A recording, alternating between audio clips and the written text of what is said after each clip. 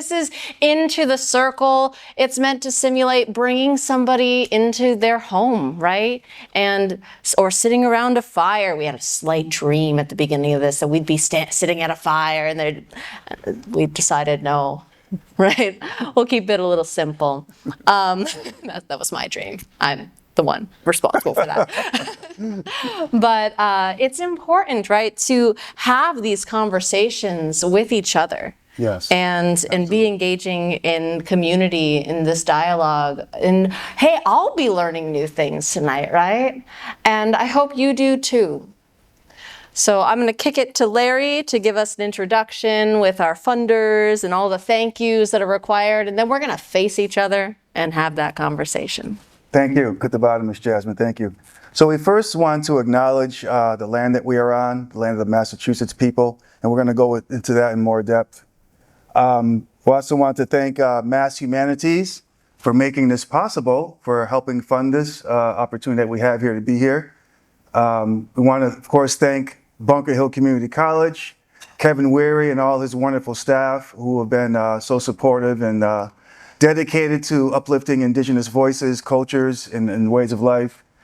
And of course, all of our viewers and supporters who have been with us through the years to bring us this as we come into this new endeavor of Into the Circle. We're really excited about that. Again, this is the premiere. This is the brand new, so it's really exciting. And so we want to welcome all of you into the circle.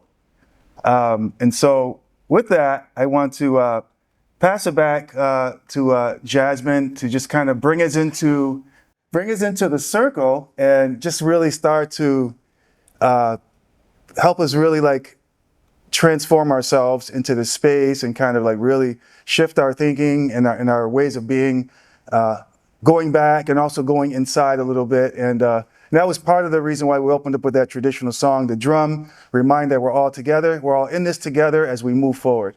So take it away, Jasmine. All right, thank you.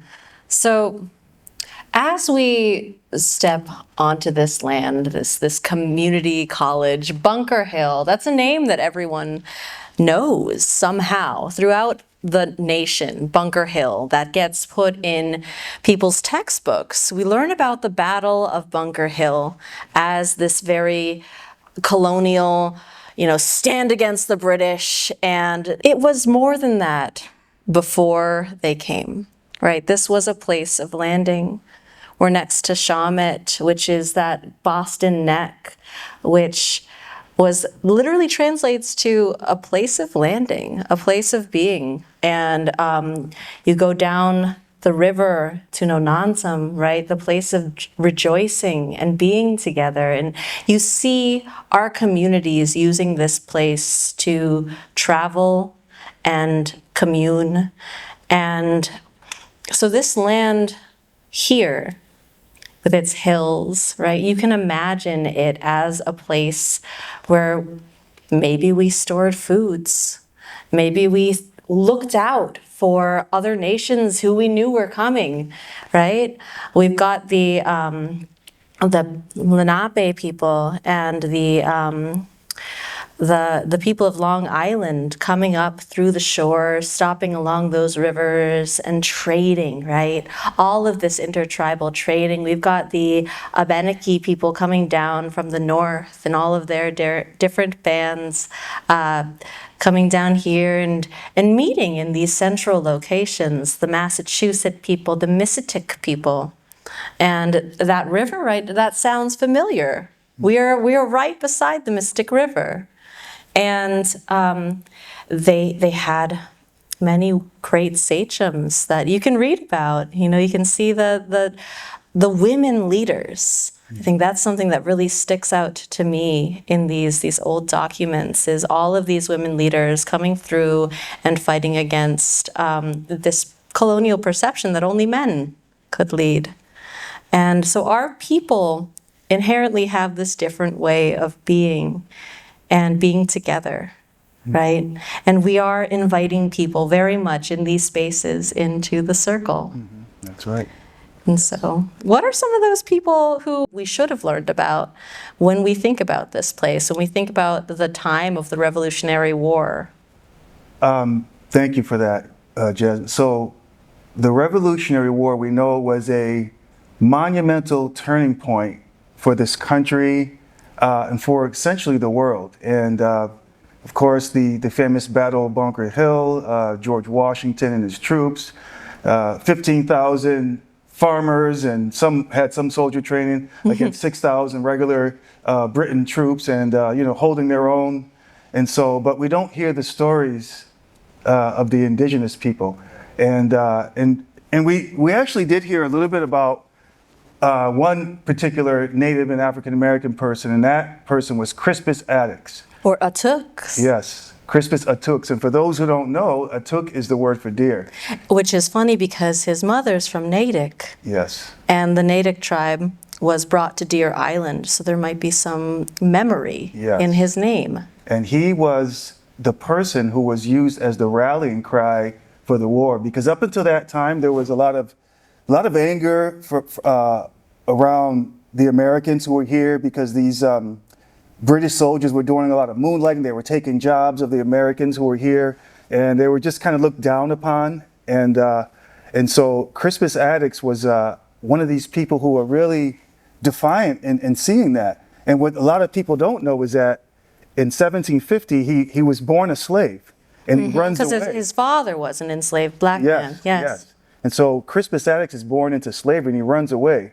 And so and that's the thing about the Native Americans who served in the Revolutionary. We don't know a whole lot about them. I mean, there's people who are Revolutionary War nerds. They can tell you so many different things, but there's very little about the Native folks. And so Crispus Attucks, 1750, he disappears.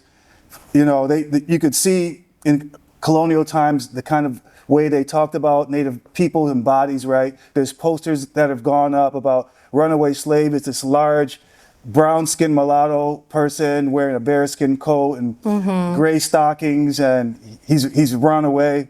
And then 20 years later, he shows up in Boston whaling on the whaling ships. He's working the docks. Yeah, a lot of our people are on those whaling ships. Right, and this is kind of where the time is. He's in this pub, and these British soldiers are coming in, and they're trying to take work away. And he gets angry, and he stands out in the crowd, and he speaks up. And they say the way the story goes is he threatened him with a stick, and shots rang out, and then 5 other civilians get shot, 5 other, and they're all white. And this becomes known as the Boston Massacre, and this really precipitates the war. And for a while, Crispus Attucks, this person of mixed ancestry, is used as a rallying cry, but then that sort of soon gets forgotten. And this is why, this is so important for us as a family, because us being related, we have our grandfathers, and there's 3 of them that we know of. There's Samson Hazard.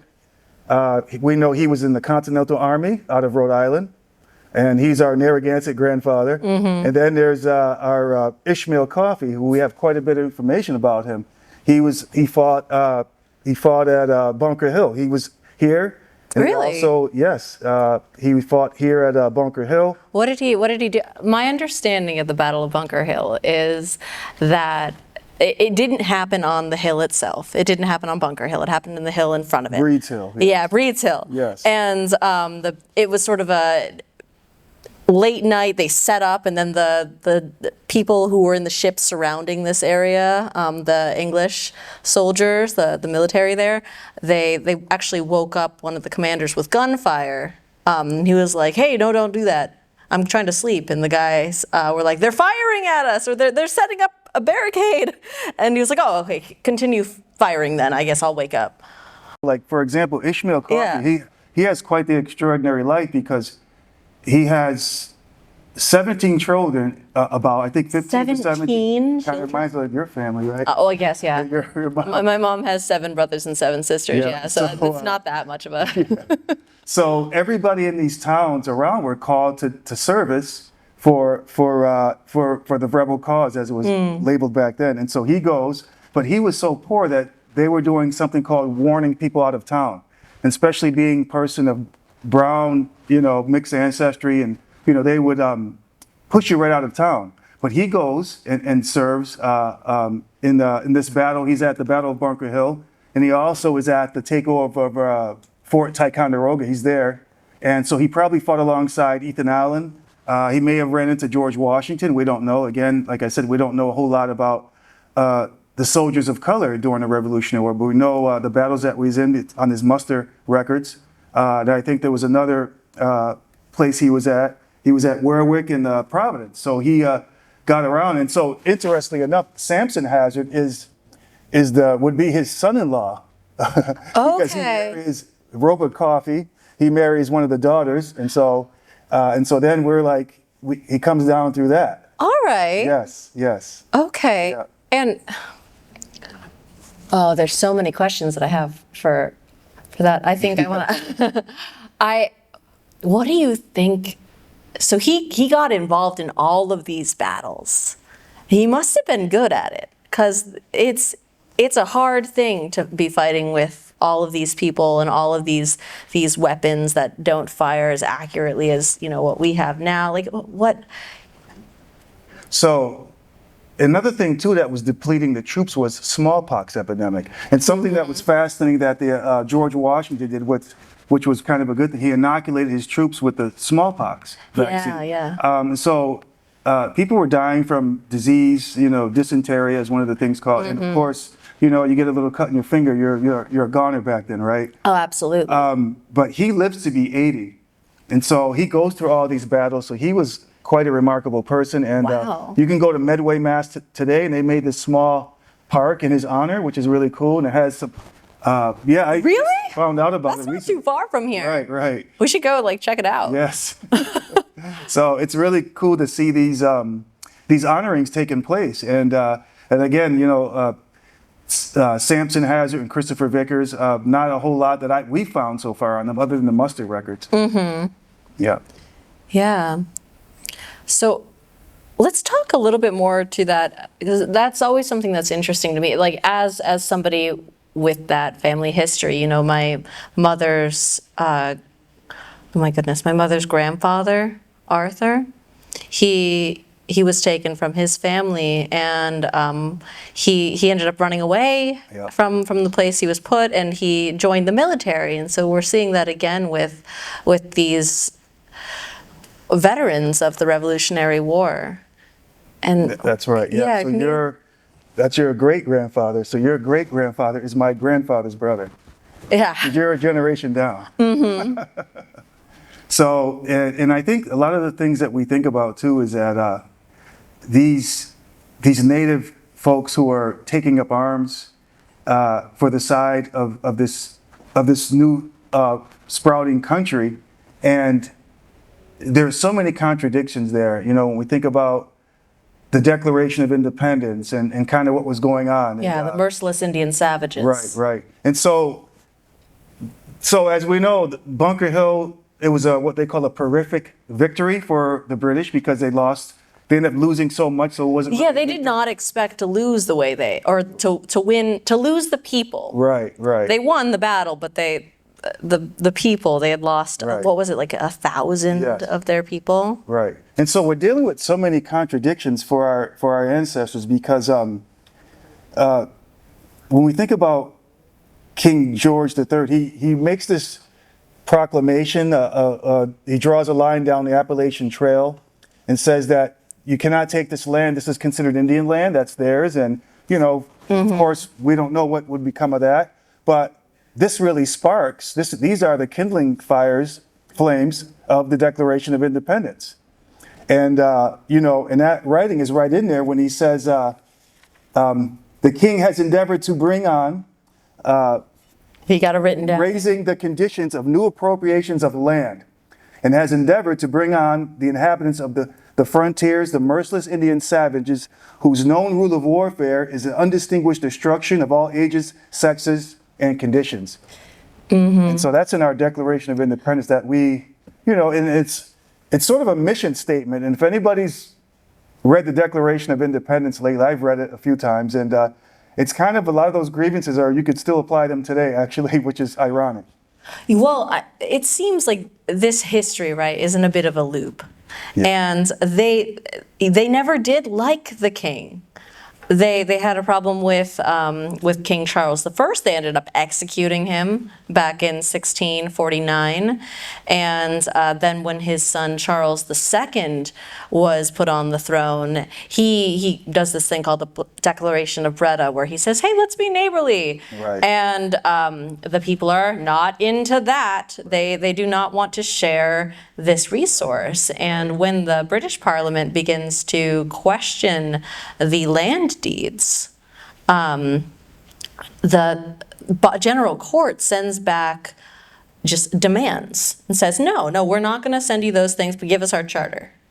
Right? Right. And a lot of people dismiss him as the merry monarch. He brings back theater, right? Like he is not their guy. And then when we get to King George, they're really, really unhappy. And the people just want to be independent.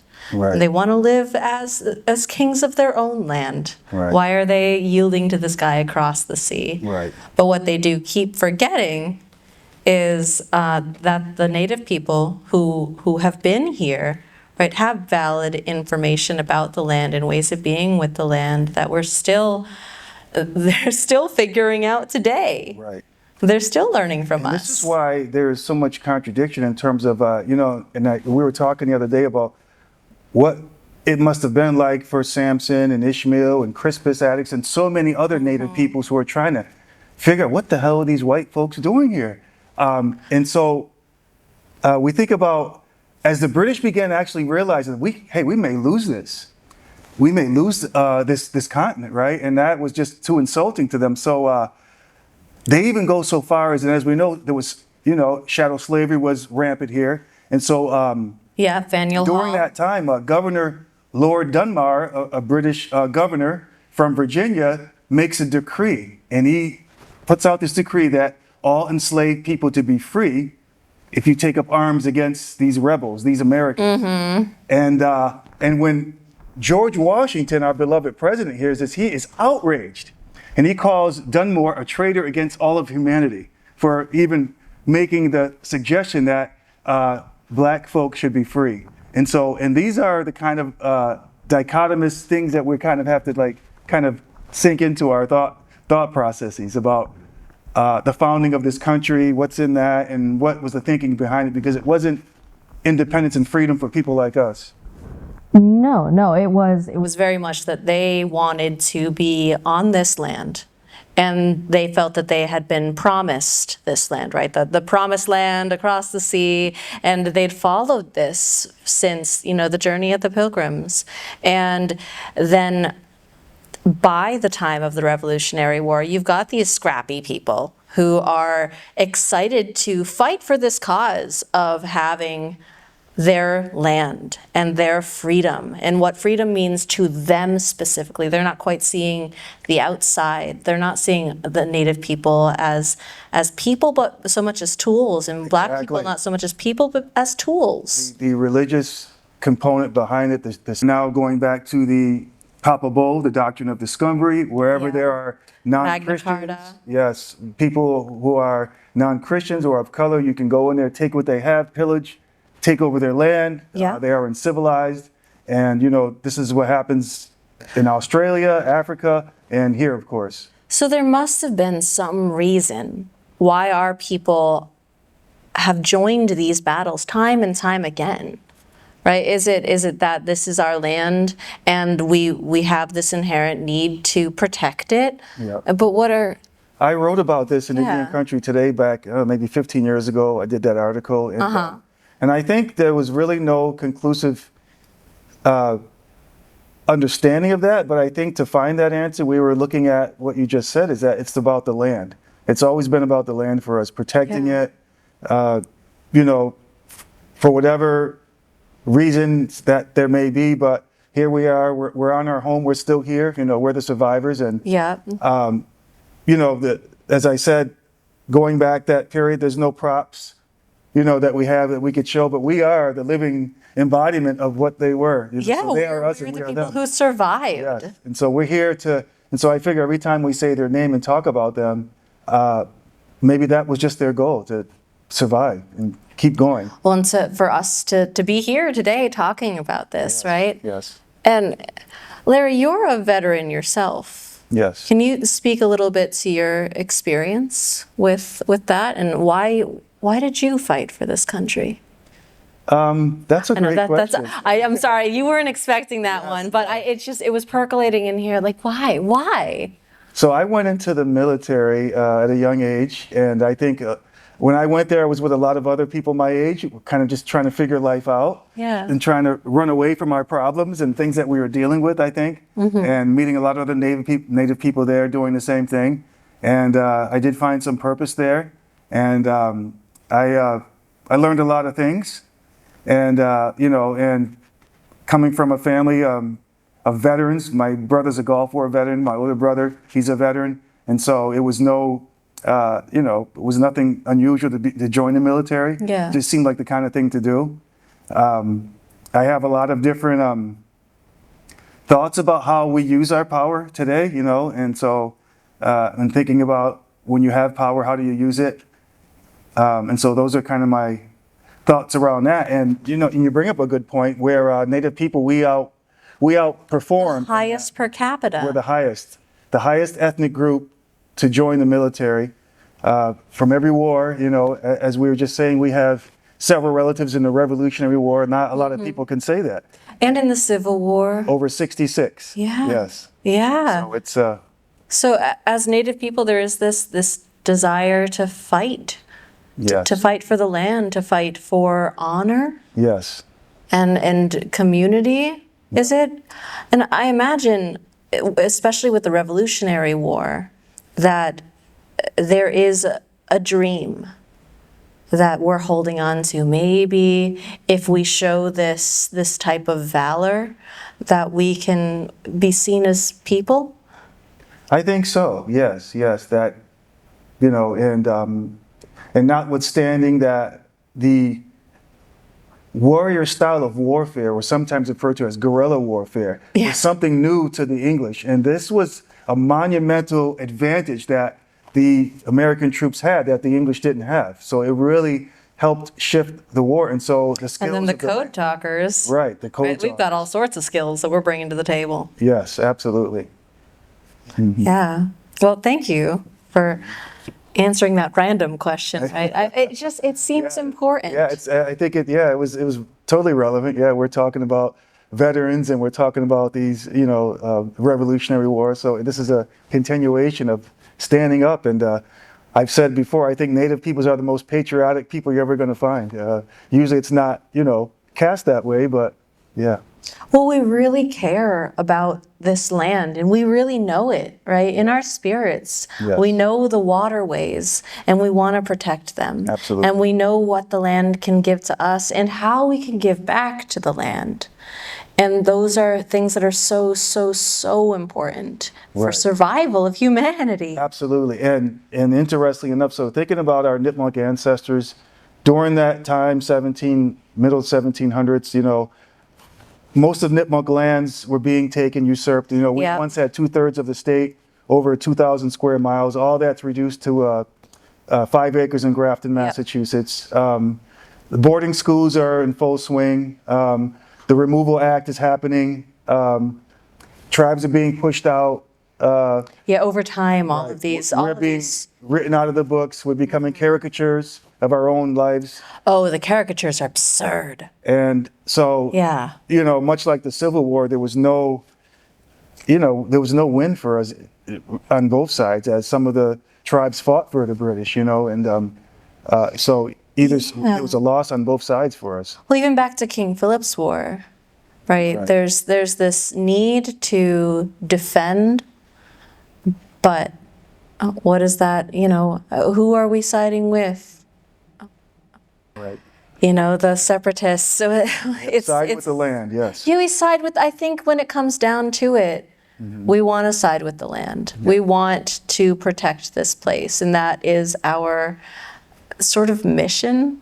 Yeah. I don't know. It's what I feel, right? That we're here to be with the land instead of take from it. Yes. And what does that look like? How do we do that? And how did these people do that? Because even though this is 250 years ago, they were like us. They were just people. They could have been sitting down at their, kitchen tables having conversations of, all right, why are you doing this? Absolutely. So as I said, Ishmael Coffey, after the war, he's so poor he can't take care of his family.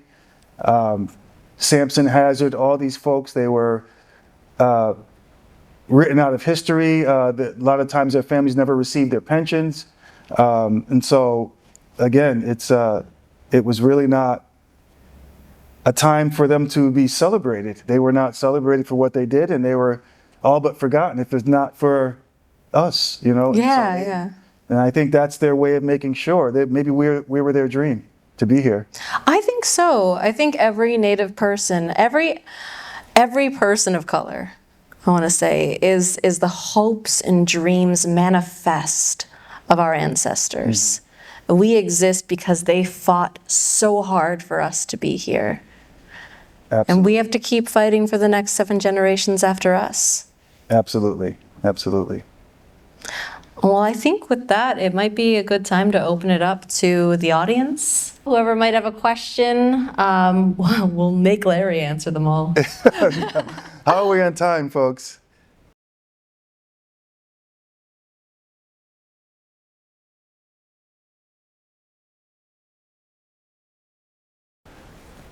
That's a great question. So, what I played here is very, ancient style, but there is many contemporary versions of Native American music, and I think that's an important distinction to understand for folks that Native people are contemporary. There is an evolving of cultures, of artistry, of ways of being that we share and interrelate to help develop our artistry and relate to the land. And that's something about Native folks I love to always get across to people, that we're very practical. The indigenous knowledge, the traditional ecological knowledge, was practical knowledge. So if certain conditions are taking place and a former practice was working, but now the conditions have changed, a new practice would be developed. Because it wouldn't be sustainable to continue in a way that wasn't beneficial to what the system was trying to protect or, benefit. Thank you. And also, I love this question. I'm not a musical historian, but it is so interesting watching the pathways of music, right, in different cultures. And for Native people, we have a ton of genres that we're a part of. Mm-hmm. And did we create those genres? I don't know. No, probably not. But there are some groups you could look up. My favorite one right now is Snotty Nose Rez Kids. And they're a blast to listen to. Bougie Natives, I'll bop to that all day. And there's, of course, what was formerly known as the Tribe Called Red. And so that's some good powwow drum beats made dubsteppy. So we like to take and create and move and shift and do all sorts of stuff. But if you're looking for some music, those are some good ones.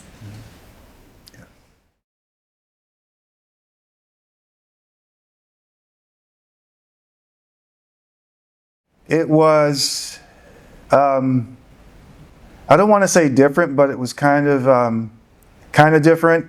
I got to hang out with other Native folks. Did you? Yeah, I did. Some folks from different parts, from the Southwest, folks I met from Alaska, and so it was kind of cool,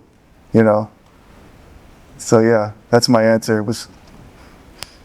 Oh, that's a question there.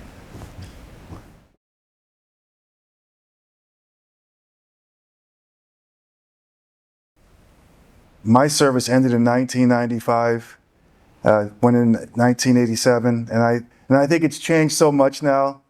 I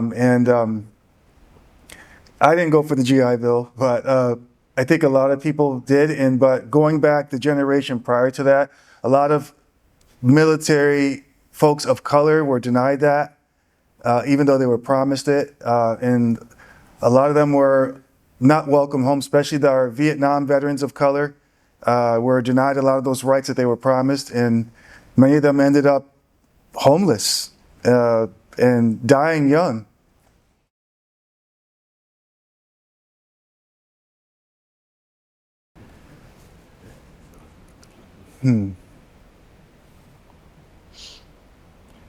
A world without war. There's a scholar who I admire. He's passed away many years ago, and he said something, and maybe it doesn't sound as optimistic as I would like it to be, but he had once said that what you have right now is the best it's going to get. And I think the point he was making is that if you start going back in history and looking at what happened, and you'll start to see a very bloody past, and you say, oh my God, Crusades, oh my God, this invasion here, oh my God, the Holocaust. So as you keep going, it's really hard to look at a period where, then I remember Sherman Alexie once said, it's hard being an Indian, but I wouldn't want to be an Indian anywhere else in the world. Meaning in South America, Native people are still being, tortured and kidnapped and disappeared. And so, but do I see a world of peace? I would love to see that. I think, but as long as the human condition is there, there's going to be conflict. And I think it's how we solve those conflicts. Can we do it more peacefully? Are we designed to do it more peacefully? Are we capable of that? I think that's the question. I'm really astonished myself at the level of intellect that we have. However, we are still have to use violence to solve problems. We now have more technology. We have more creature comforts at our fingertips than we ever had. And yet we still need violence to solve problems. So I don't understand it. And it's the human condition, and we're a country built on a lot of religion, so that didn't work. Lots of countries have religion that's not working. Philosophies, maybe a little bit better. And so I think we got to keep working at that. How do we deal with this condition where we think we need violence to solve problems? Thank you. I want to respond to this as well.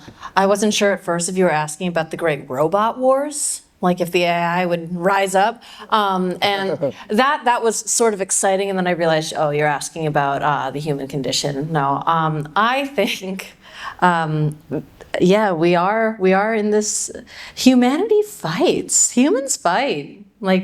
And we play, and we love, and we give, and we take. And will we ever be without war? I don't know.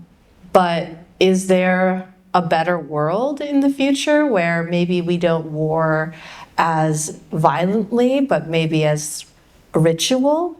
Maybe, right? There are places that do have that sort of war ritual, or like games, right? Where you'll come together, you'll play a game, and it simulates that effect, right? That like adrenaline pumping, we're going to battle, and where someone's gonna come out on top, but no one has to die for that to happen.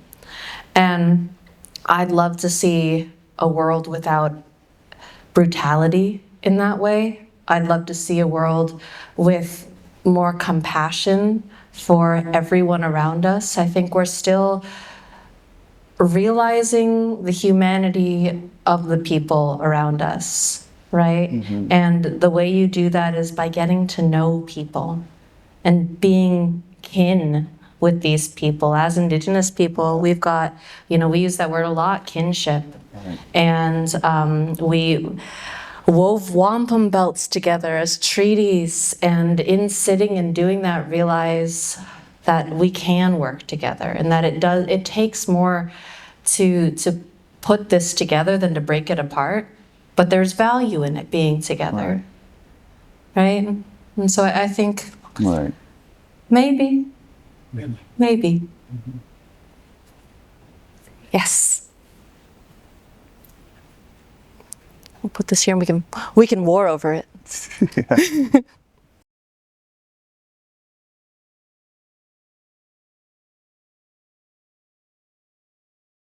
Thank you for that.